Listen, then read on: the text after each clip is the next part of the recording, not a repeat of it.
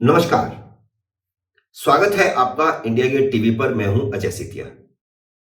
मित्रों, भारतीय जनता पार्टी के सर्कल में एक अफवाह बड़ी तेजी से फैल रही है और अफवाह कोई भी हो, वे बिना आधार के नहीं फैलती। अफवाह यह फैल रही है कि मध्य प्रदेश का मुख्यमंत्री बदला जा रहा है।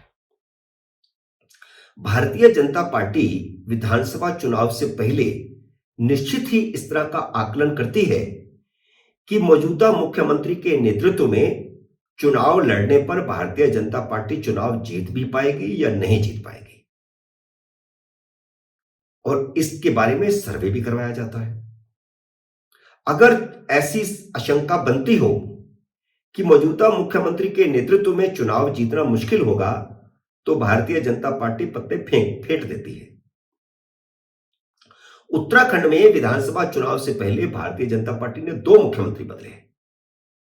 गुजरात में चुनाव के बाद 2 मुख्यमंत्री बदले जा चुके हैं और त्रिपुरा में अभी चुनाव से पहले भारतीय जनता पार्टी ने अपना मुख्यमंत्री बदला है।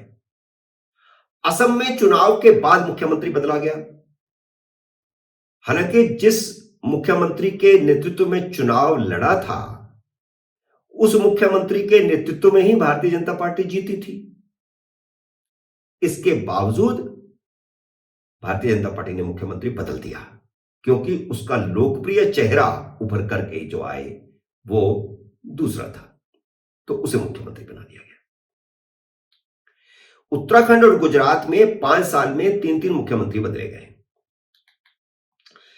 कर्नाटक और मध्य प्रदेश में भारतीय जनता पार्टी 2018 का विधानसभा चुनाव हार गई थी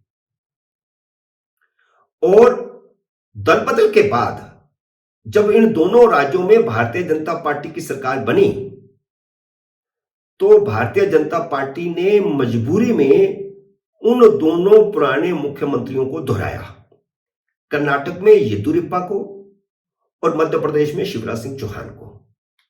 यह किसी मजबूरी में दोहराया, वो अलग बात है, क्योंकि इनके दोनों के रहते हुए ही भारतीय जनता पार्टी हारी थी, इसलिए इनका मुख्यमंत्री बनना नहीं बनता था। उस समय भी यह विचार चल रहा था कि कर्नाटक में येदियुरप्पा को न बनाया जाए, वो वैसे भी उनकी उम्र 75 से ज्यादा हो गई थी, और शिवराज सिंह चौहान को भी न बनाया जाए। लेकिन यह नहीं हो पाया और भारतीय जनता पार्टी उस समय कोई रिस्क नहीं ले पाई। कर्नाटक में तो खास तौर पर येदियुरप्पा के कारण ही भारतीय जनता पार्टी को बहुमत मिला था।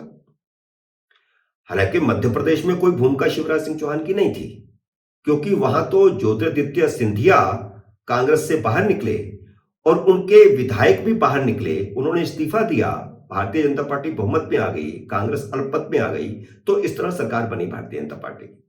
लेकिन भारतीय जनता पार्टी ने शिवराज सिंह चौहान को दोहराया। कर्नाटक में उसके बाद अब मुख्यमंत्री बदला जा चुका है। वहां जनता दल यू से भारतीय जनता पार्टी में शामिल हुए बसवराज बोम्मई मुख्यमंत्री हैं। हाल ही की कुछ घटनाओं के बाद उन्हें भी बदले जाने की अफवाहें उड़ी थी, लेकिन फिलहाल वे बने हुए हैं और लगता है कि जातीय मजबूरी के कारण चुनाव तक वही बने रहेंगे और येदियुरप्पा की सहमति से ही उनको मुख्यमंत्री बनाया गया था। मध्य प्रदेश में भारतीय जनता पार्टी शिवराज सिंह चौहान के नेतृत्व में ही विधानसभा चुनाव लड़ी थी, आपको जैसा कि मैंने पहले बताया 2018 में।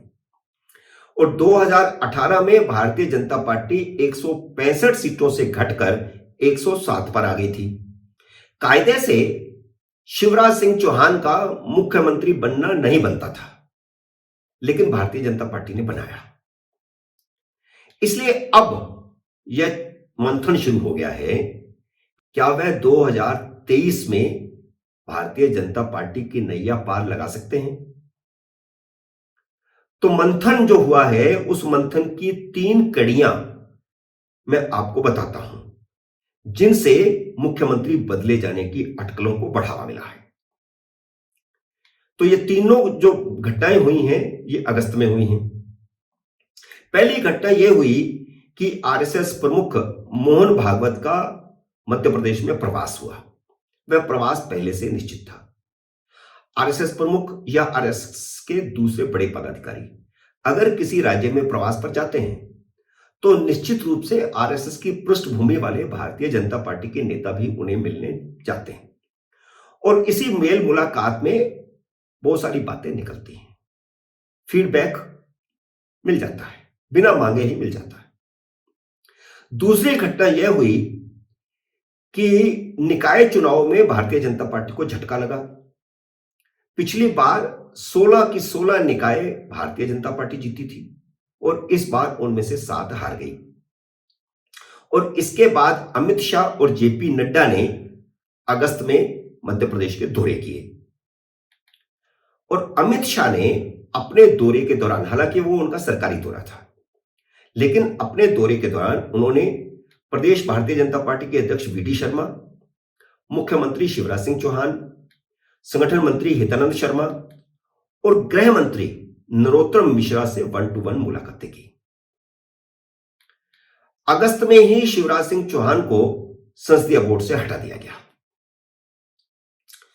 तो संसदीय बोर्ड से हटाए जाने के बाद शिवराज सिंह जब पहली बार सितंबर में दिल्ली आए तो उनकी जेपी नड्डा से बंद कमरे में 1-to-1 मुलाकात हुई।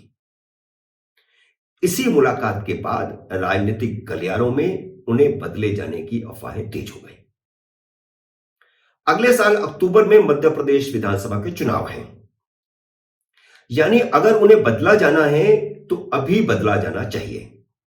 इसलिए 1 अक्टूबर को जब वह दिल्ली आकर प्रधानमंत्री से मिले तब से भारतीय जनता पार्टी के भीतर भी खुसर फुसर शुरू हो चुकी है। लेकिन इन सब अटकलों के बीच मुख्यमंत्री शिवराज सिंह चौहान बार बार दोहरा रहे हैं कि मध्य प्रदेश उनका मंदिर है, मध्य प्रदेश की जनता उनकी भगवान है और वह मंदिर के पुजारी हैं। साफ है कि वह प्रदेश छोड़कर कहीं नहीं जाना चाहते, लेकिन उन्हें हटाए जाने की अटकलों के बीच उन्होंने यह भी कह दिया है कि पार्टी अगर उन्हें दरी बिछाने का काम भी देगी तो भी वह उस काम को राष्ट्रहित मानकर करेंगे। इससे जाहिर होता है कि पार्टी में कुछ ना कुछ चल रहा है। बात यह नहीं है कि शिवराज सिंह को हटाया जाएगा या नहीं, बात यह है कि आखिर भविष्य किसके हाथ में जाएगा। 4 बार के मुख्यमंत्री चौहान की लोकप्रियता में निश्चित ही गिरावट आई है। नरेंद्र मोदी लोकसभा चुनावों से पहले किसी राज्य को हारने का जोखिम नहीं उठाना चाहते, इसीलिए त्रिपुरा का भी मुख्यमंत्री बदला गया है। उत्तराखंड विधानसभा चुनावों से पहले भारतीय जनता पार्टी को त्रिवेंद्र सिंह रावत की रहनुमाई में चुनाव हारने के संकेत मिलने लगे थे। वह अमित शाह के बहुत करीब थे, इसके बावजूद त्रिवेंद्र सिंह रावत को मुख्यमंत्री पद से हटा दिया गया। स्थिति संभल गई और भारतीय जनता पार्टी की सीटें भले ही घटी, सरकार दोबारा बन गई। इसी तरह मध्य प्रदेश की पंचायत और निकाय चुनाव में भारतीय जनता पार्टी को जो झटका लगा है, उसके बाद नरेंद्र मोदी और अमित शाह और जेपी नड्डा मध्य प्रदेश पर ज्यादा फोकस कर रहे हैं। जिस तरह से कांग्रेस और आम आदमी पार्टी का निकाय चुनाव में प्रदर्शन रहा है, उसके बाद भारतीय जनता पार्टी के लिए अगले चुनाव में लड़ाई बहुत मुश्किल होने वाली है। चंबल, जहां भारतीय जनता पार्टी और संघ की पकड़ बहुत मजबूत थी, वहां भारतीय जनता पार्टी मुरैना सीट हार गई।